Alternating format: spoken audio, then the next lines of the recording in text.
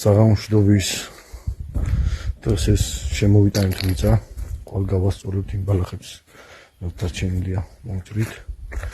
მოვთხოვთ ამაზად და დავიწყეთ წყალი გამოვიყვანეთ. და აქ ვაყენებთ ვაყენებთ გამანაწილებელს. აქ მოვთხარით ჩავაყენეთ გამანაწილებელი. ეგერ